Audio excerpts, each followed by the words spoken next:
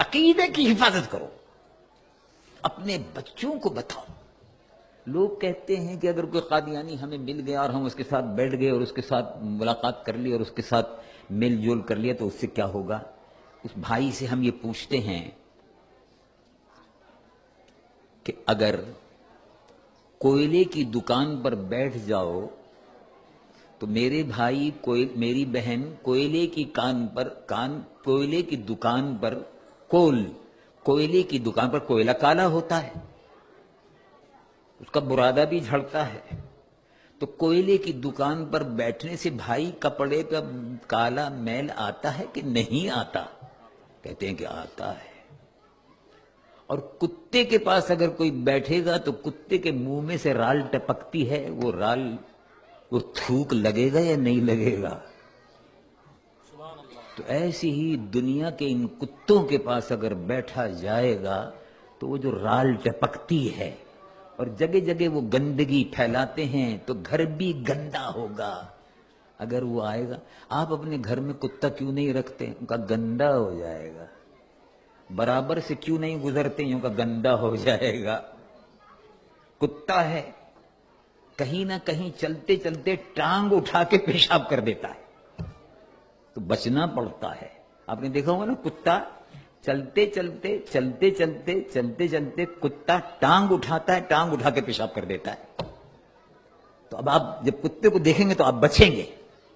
ایسے ہی جن سے ایمان پر گندگی کے چھینٹے لگے، جن سے ایمان پر گندگی کے چھینٹے لگے، جن سے ایمان صاف ستھرا ہے اس پر کوئلے کے چھینٹے پڑیں، کوئلے کے برادہ پڑے اور کالک لگے، اس کو ایمان کو بچاؤ۔ صاف ستھرا نور محمدی صلی اللہ علیہ وسلم سے بھرا ہوا ایمان ملا ہے، اس ایمان کو صاف ستھرا رکھو، اور رسول اللہ حضور پر نور محمد رسول اللہ صلی اللہ علیہ وسلم کی محبت سے اس ایمان کو اپنے روشن رکھو، اس عقیدے کی حفاظت کرو۔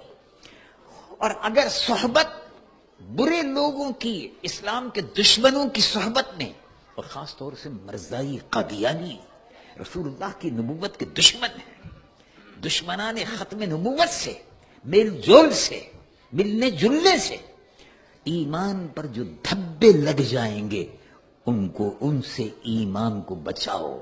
یہ ہمارا اور آپ کا فریضہ ہے۔ اور ایمان کے بچانے کے لیے تو میرے محترم بھائی صحابہ رضوان اللہ علیہم اجمعین اپنی جانوں کا نذرانہ پیش کر دیتے تھے، ایمان بچا لیتے تھے۔ دیکھو مکہ شریف سے ایمان بچا کر صحابہ مکہ شریف سے ایمان بچا کر لے آئے، جائیداد، مکان، دکان، کاروبار سب مکے میں چھوڑ دیا، سب مدینہ شریف آ گئے۔ یہ معلوم یہ ہوا کہ ایمان قیمتی ہے، جائیداد ہے، مکان ہے، کاروبار ہے، یہ سب بعد کی چیزیں ہیں، یہ سب دنیا کی چیزیں ہیں، اصل جو ہے وہ ایمان ہے، اس کی حفاظت ضروری ہے۔ اور وہی بات اللہ رب العالمین جل جلالہ وعم نوالہ قرآن مجید و فرقان حمید میں بار بار ارشاد فرماتا ہے، اور ہمیں اور آپ کو اپنے ایمان کی حفاظت کا بندوبست کرنا چاہیے، اور اس ملک میں رہ کر خاص طور سے برائیوں سے بچتے ہوئے ایمان کی حفاظت کرتے ہوئے جب آپ قیامت کے دن حضور کے دربار میں پیش ہوں گے، قبر میں حضور کے سامنے پیش ہوں گے، تو آپ یقین رکھیں کہ جو ایمان کا نور آپ لے کر گئے ہیں، حضور پر نور محمد رسول اللہ صلی اللہ علیہ وسلم کی شفاعت کے آپ حقدار ہوں گے۔ اللہ تبارک و تعالی مجھ گنہگار و سیاہکار کو بھی، آپ کے اور ہمیں سب کو عقیدہ ختم نبوت کی حفاظت کی توفیق و سعادت عطا فرمائے، اور عقیدہ ختم نبوت کے تحفظ کے لیے مسجدوں کی حفاظت، جامعہ کی حفاظت، دارالعلوم کی حفاظت، یہ سب مرکز ہے، ان سب کی حفاظت یہ بھی ایمان کا حصہ ہے۔ اب ہم کھڑے ہوں اور دربار